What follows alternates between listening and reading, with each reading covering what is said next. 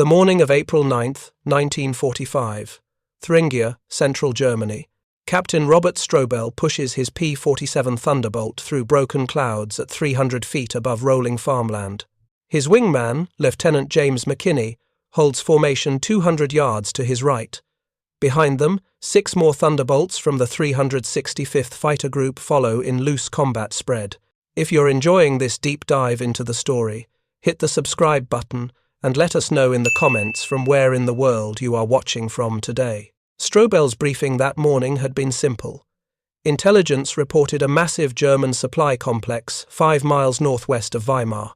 Fuel storage, ammunition dumps, vehicle parks, everything the retreating Wehrmacht needed to continue fighting, everything the Allies needed destroyed. The mission was straightforward on paper. 8 aircraft, 10 minutes over target. Destroy everything combustible. Return to base at Chièvres, Belgium. But Strobell knew what the briefing officer hadn't said. That flying low enough to accurately strafe ground targets meant flying directly into the most concentrated anti-aircraft fire imaginable. That German Flak crews defending supply depots fired with desperate intensity, that every fuel dump in Germany was surrounded by camouflaged gun positions manned by crews who knew exactly how to lead a diving fighter. That statistically, ground attack missions killed more 9th Air Force pilots than aerial combat ever had. The radio crackles. Strobell's voice, deliberately calm. Rebel leader to rebel flight. Target 12 o'clock, 4 miles. Descend to deck level. Attack in trail. Hit the fuel first. If you're enjoying this deep dive into the story, hit the subscribe button and let us know in the comments from where in the world you are watching from today. 8 Thunderbolts drop lower. Strobell can see individual trees now, farmhouses, a road cutting through fields. His altimeter reads 200 feet, 180. He levels off at 150 feet above ground, low enough that his prop wash flattens the grass below. Then he sees it. The target sprawls across a shallow valley, not one fuel dump, dozens. Camouflaged drums stacked in geometric patterns, canvas-covered supply stacks, vehicle parks with tigers and panthers, railway sidings with fuel tank cars. The entire logistical backbone of a retreating German army group concentrated in less than half a square mile. Strobell realizes immediately that intelligence underestimated the target by an order of magnitude. The complex is also far more heavily defended than briefed. Gun positions ring the perimeter, quad 20mm mounts, 37mm autocannon. The distinctive silhouettes of 88mm flak guns positioned on elevated berms. He makes a split-second calculation. Standard doctrine dictates aborting attacks on targets with unexpectedly heavy defenses. Preserving pilots and aircraft matters more than destroying any single target. But Strobell looks at those fuel dumps and understands something fundamental about April 1945. The war in Europe has perhaps 3 weeks remaining. German armies are collapsing, but they're still fighting, still killing Allied soldiers. Every gallon of fuel destroyed today means 1 less tank shooting at American infantry tomorrow, 1 less truck carrying ammunition to German positions. 1 more chance to end this war faster. He keys his radio. Rebel leader, all aircraft. We're going in. Multiple passes. Stay low after attack. Reform at Rally Point Baker. The first shells begin exploding around him before he's within firing range. German flak crews open fire at extreme distance, filling the air with black bursts. 20mm tracers arc upward in curving streams. 37mm shells detonate in orange flashes. Strobell lines up the first fuel dump in his gun sight. 8 50-caliber machine guns, 400 rounds per gun. He needs to make every burst count. Distance closes rapidly at 300 miles per hour and 150 feet altitude, 2,000 yards, 1,500. Tracers whip past his canopy. Something impacts his right wing with a metallic bang. 1,000 yards. Strobell presses the firing button. His P-47 shudders as all 8 guns fire simultaneously. 50-caliber rounds streak toward the fuel dump at 2,800 feet per second. The convergence point is set for 300 yards. At that distance, 8 separate bullet streams merge into a cone of destruction 3 feet wide. The rounds impact. What happens next validates every calculation German logisticians made about fuel storage vulnerability. If you find this story engaging, please take a moment to subscribe and enable notifications. It helps us continue producing in-depth content like this. 50 caliber incendiary rounds punch through thin steel drum walls. Aviation fuel high-octane gasoline stored under pressure ignites instantly. The first explosion is small, a bright orange flash. Then the drums adjacent to the impact point detonate in sympathetic detonation. Within 2 seconds, an entire row of fuel storage erupts. The fireball rises 300 feet into the air. Strobell pulls up hard, his Thunderbolt climbing through the shockwave. Heat buffets his aircraft. The instrument panel blurs. He feels the concussion through his seat, through his hands on the stick. Behind him, Lieutenant McKinney presses his own attack. His guns tear into a second fuel dump. More explosions. More fire. Black smoke billows upward, creating a vertical wall that blocks visibility. The German flak batteries intensify. Gun crews realize the Americans aren't breaking off. They adjust their fire, leading the diving aircraft with practiced precision. A Thunderbolt from Rebel 3 flight takes a direct hit from a 37mm shell. The round penetrates the engine cowling and detonates inside the cylinder block. The engine seizes instantly. The propeller stops rotating. At 150 feet and 300 miles per hour, the pilot has no altitude to bail out. He crashes into a field beyond the supply complex. The aircraft disintegrates on impact. 7 Thunderbolts remain. Strobell comes around for his second pass. The target area is now obscured by smoke and fire. He picks a new aiming point, a row of railway tank cars on a siding. These cars, each carrying 10,000 gallons of fuel, represent strategic targets worth the risk. He lines up his approach. The flak is worse now. German gunners have his altitude and speed. Tracers converge on his flight path. A burst of 20mm shells stitches across his left wing. 3 rounds punch through the aluminum skin. 1 severs a hydraulic line. Fluid streams from the wing root. Strobell ignores the damage indicators. He fires. 8 guns, a 3-second burst. 400 rounds pour into the railway cars. The effect is catastrophic. The first tank car explodes. The blast triggers a chain reaction along the entire train. 1 car after another detonates. The explosions create a sequence of massive fireballs that merge into a continuous wall of flame half a mile long. The blast wave catches Strobell's Thunderbolt as he pulls up. His aircraft tumbles sideways. The left wing drops. The nose yaws right. For 3 seconds he fights for control. His hydraulics are shot. He compensates with trim tabs and raw muscle, forcing the stick left, stamping on the rudder pedal. The Thunderbolt levels out at 50 feet above the ground. Lieutenant McKinney's voice crackles through the radio. "Rebel leader, you're streaming fluid. Hydraulics gone." Strobell checks his instruments. No hydraulic pressure. That means no landing gear, no flaps, no brakes. He'll have to belly land back at base. If he makes it back, he keys his radio. "Rebel, flight, continue attack. I'm staying on station." It's the decision that separates exceptional pilots from average ones. Strobell knows his aircraft is damaged. He knows he should break off and head for friendly territory. But he also knows that every second his flight spends over this target, they're destroying fuel the German army desperately needs. He makes a third pass. This time he targets vehicle parks, rows of Panther tanks, Opel Blitz trucks, Kubel wagons. His guns chew through the vehicles, igniting fuel tanks, detonating ammunition stored inside. Secondary explosions ripple through the motor pool. Behind him, the remaining Thunderbolts systematically work through the target complex. They hit fuel drums, ammunition crates, supply buildings. Each pass brings more explosions, more fire, more smoke. The German flak never slackens. Gun crews pour everything they have into the air.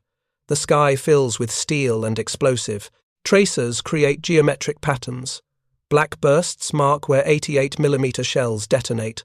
A second Thunderbolt goes down. Lieutenant Charles Henderson, flying Rebel 5, takes multiple 20mm hits to his cockpit. Shrapnel tears through his left leg and abdomen. He tries to maintain control, but the pain overwhelms him. His aircraft noses down and impacts short of the target complex.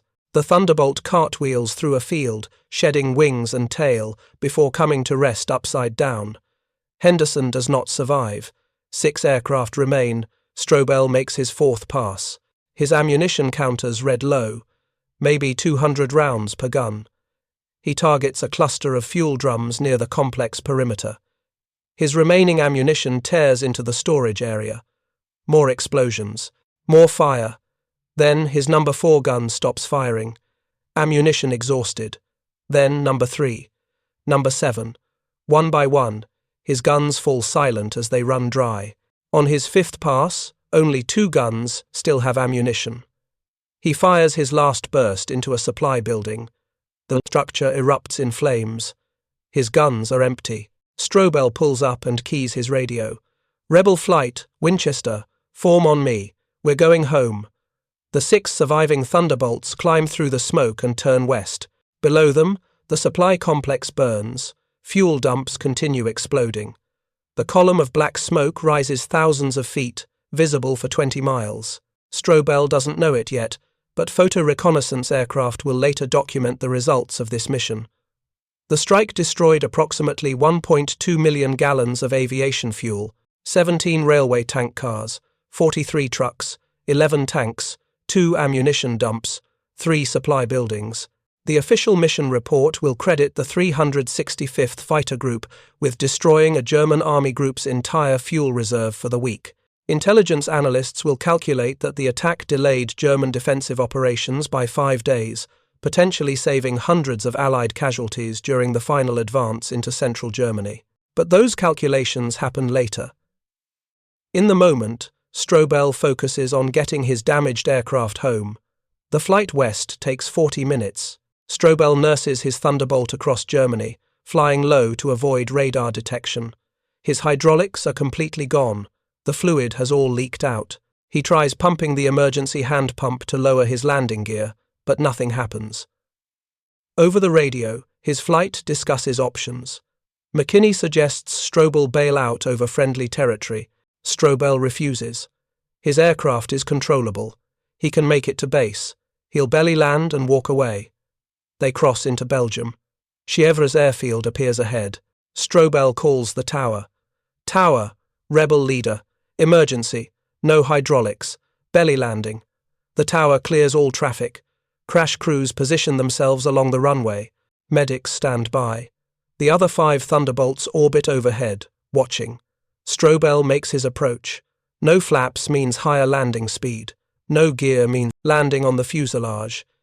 He keeps power on until the last second, cutting the engine only when his wheels would normally touch down. The Thunderbolt's belly hits concrete. Metal screams against pavement. Sparks spray from under the fuselage. The aircraft slides down the runway, gradually slowing. After 800 feet, it stops. Strobell unstraps and climbs out. He stands on the wing for a moment, looking at his aircraft. The belly is ground flat. The propeller is bent. Hydraulic fluid stains the left wing. Bullet holes perforate the skin in 24 places. But he's alive. His crew is alive except for the 2 pilots they lost. The intelligence officer debriefs them that afternoon. He listens to their accounts, takes notes, asks questions about the target layout and defenses.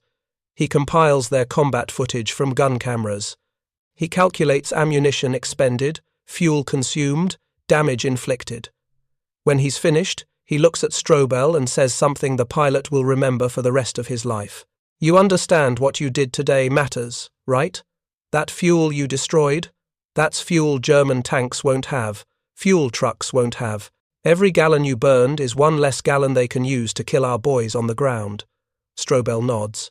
He understands, but he also understands the cost. 2 pilots dead, Henderson and the pilot from Rebel 3, whose name was Thomas Morrison, and who had a wife in Michigan and a daughter he'd never met. That's the arithmetic of ground attack warfare in April 1945. Destroy enemy supplies, save Allied lives. Accept casualties as the price of mission success. If you find this story engaging, please take a moment to subscribe and enable notifications. It helps us continue producing in-depth content like this. The mission Strobell flew represents one small engagement in a vast campaign that reshaped how air forces approached ground attack operations. Between January and May 1945, 9th Air Force, fighter bombers flew thousands of similar missions against German supply infrastructure. The targets were always the same: fuel dumps, ammunition depots, railway marshalling yards, vehicle parks, bridges, anything that sustained German military operations. The tactical approach was consistent: low-level attack at altitudes between 100 and 300 feet, high speed to minimize exposure to flak, multiple passes to ensure target destruction, acceptance of casualties as inevitable cost of mission success. But the underlying philosophy that drove these missions evolved significantly during the final months of the war. In 1943, when Allied fighters first began ground attack operations, the missions were opportunistic. Pilots returning from bomber escort with ammunition remaining would strafe targets of opportunity. The attacks were improvised, uncoordinated, often ineffective. By 1944, ground attack became systematized. Fighter groups received specific target assignments. Intelligence identified critical supply nodes. Pilots trained in low-level attack techniques. The missions became deliberate rather than improvised. By 1945, ground attack represented strategic warfare. Every mission was planned to maximize impact on German logistical capability. Target selection followed careful analysis. Fuel dumps received priority because fuel shortages limited German mobility more effectively than destroying vehicles themselves. The evolution reflected hard lessons learned through trial and error and casualties. Early ground attack missions suffered from inadequate intelligence. Pilots attacked targets without knowing defensive strength. Many aircraft were lost to unexpectedly heavy flak concentrations. Mission effectiveness was limited because pilots didn't know whether targets contained fuel, ammunition, or empty crates. By late 1944, Allied intelligence had improved dramatically. Photo reconnaissance identified supply locations. Resistance networks reported transport movements. Signal intelligence detected supply requests. Pilots knew what they were attacking and where defenses were positioned. Tactics also evolved. Early missions used dive bombing approaches from high altitude. These attacks exposed aircraft to concentrated flak throughout their descent. Casualty rates were unacceptable. Fighter groups developed new techniques: ultra-low-level approaches below radar coverage, high-speed runs that minimized exposure time, multiple aircraft attacking simultaneously from different directions to overwhelm defenses. Skip bombing fuel dumps by ricocheting bombs across the ground into targets. Aircraft design influenced tactical evolution. The P-47 Thunderbolt proved exceptionally suited for ground attack. Its radial engine could absorb damage that would destroy inline engines. Its heavy structure survived flak hits that would down lighter aircraft. 850 caliber machine guns delivered devastating firepower. The P-51 Mustang, designed as a long-range escort fighter, proved more vulnerable in ground attack role. Its liquid-cooled engine was susceptible to even minor damage. A single bullet through the coolant system meant engine failure within minutes. Many Mustang pilots preferred staying at altitude whenever possible. The Republic P-47 could take punishment and keep flying. Stories of Thunderbolts returning to base with cylinders shot away, wings holed, tail sections shredded, became legendary. Robert Johnson famously survived a mission where his aircraft absorbed over 200 bullet hits and 21 cannon shell impacts. He flew the crippled Thunderbolt across the English Channel and landed successfully. That durability made the P-47 the preferred ground attack aircraft for the final year of the war in Europe. But even the rugged Thunderbolt couldn't eliminate the fundamental danger of low-level attack. German flak remained deadly throughout the war.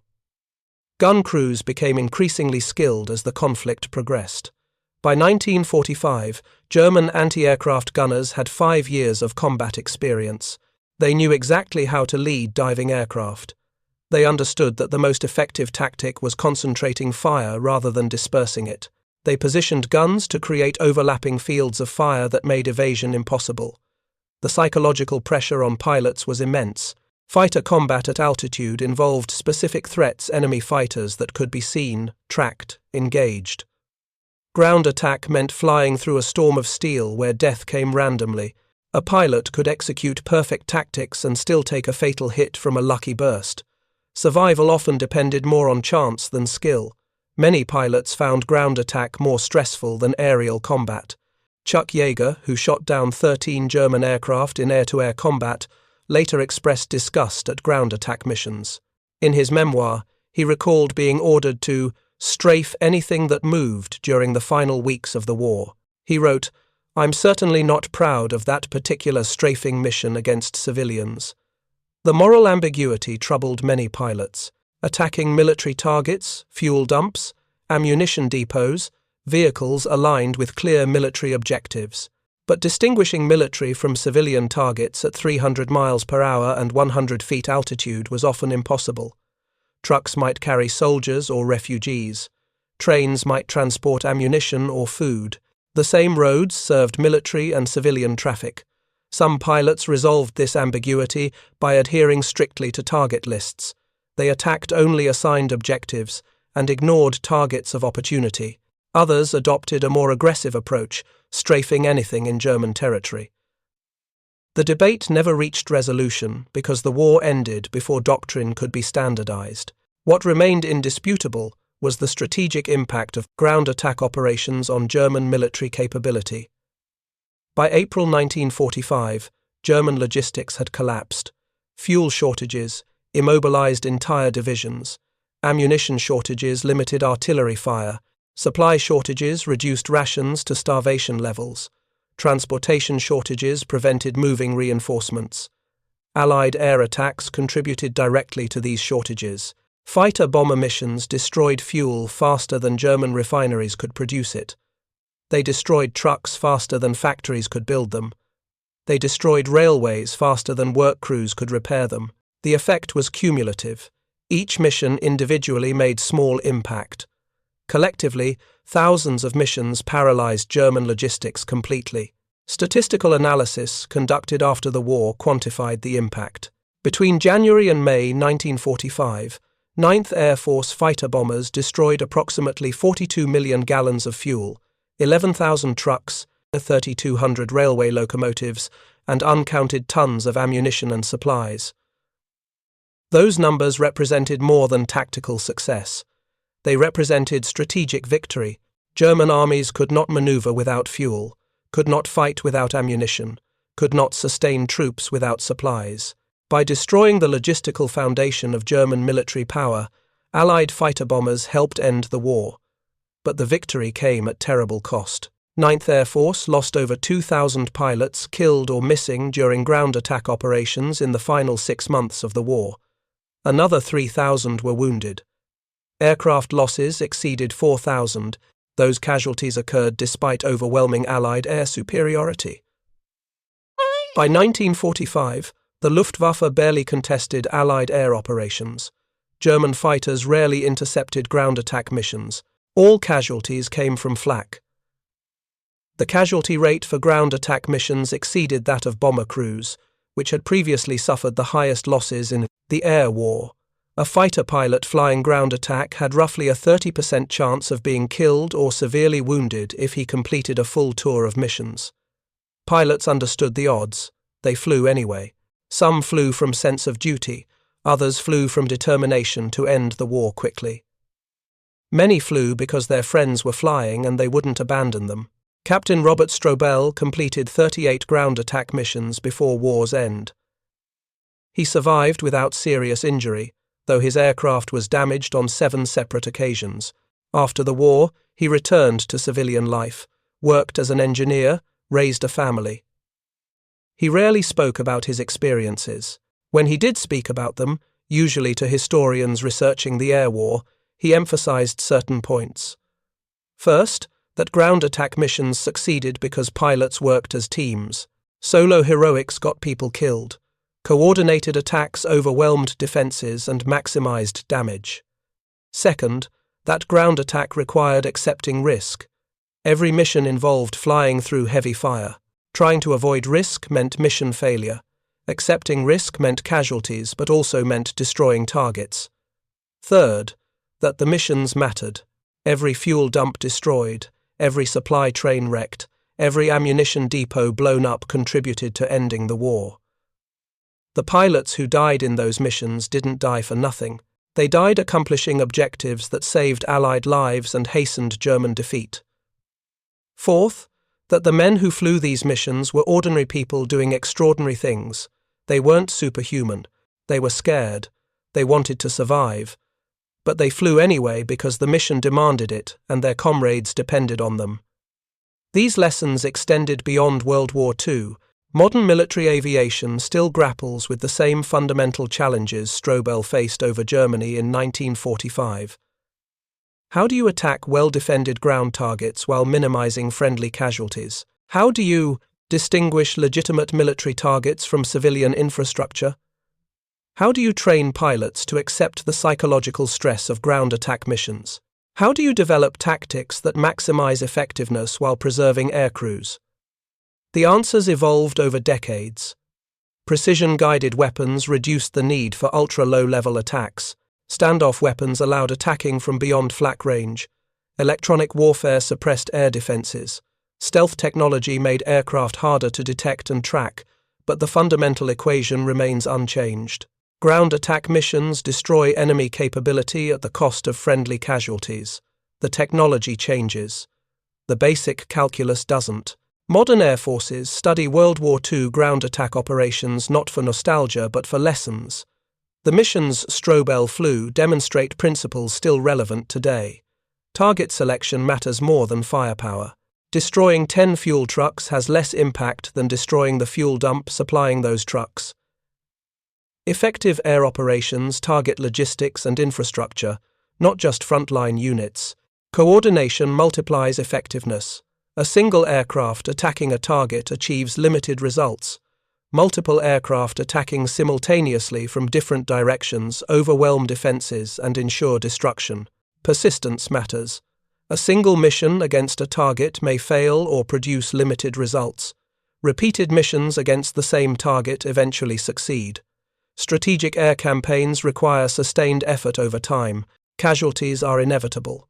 No tactic, no technology, no level of training eliminates risk. The only way to avoid casualties in ground attack operations is not flying them. If the mission must be flown, casualties must be accepted. These are uncomfortable truths. Modern military culture emphasizes force protection and casualty avoidance. World War II pilots operated in a different context, where accepting casualties was considered necessary for mission success. The difference reflects changing societal attitudes toward military sacrifice. World War II was existential conflict, where losing meant catastrophic consequences. Modern conflicts rarely involve similar stakes.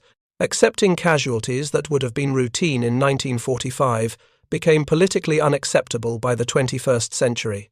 But understanding historical context helps appreciate what men like Strobell accomplished. They flew missions with casualty rates that would be considered intolerable today. They accepted losses that modern military leadership would deem unacceptable. They did so because they believed the stakes justified the sacrifice. Whether they were correct is a judgment for historians. What's inarguable is that their missions contributed to defeating Nazi Germany. The fuel dumps destroyed, the supply lines severed, the logistics paralyzed. These effects helped end the war in Europe. The pilots who died accomplishing these missions remain largely unknown. Their names appear on memorial walls and in unit histories, but not in popular consciousness. Robert Strobell survived and lived into old age. Thomas Morrison and Charles Henderson died over Germany and are buried in American military cemeteries overseas. Hundreds of other pilots died in similar missions and are equally forgotten. Their legacy isn't individual fame, it's collective contribution to victory. Every fuel dump destroyed represented one small action in a vast campaign. No single mission won the war. The cumulative effect of thousands of missions achieved strategic objectives that made victory possible. This is the unromantic reality of military aviation. Most missions are routine. Most pilots are not aces. Most actions are not heroic in the Hollywood sense, but collectively, ordinary pilots flying dangerous missions accomplish extraordinary things. The mission on April 9, 1945, destroyed fuel dumps that German armies needed.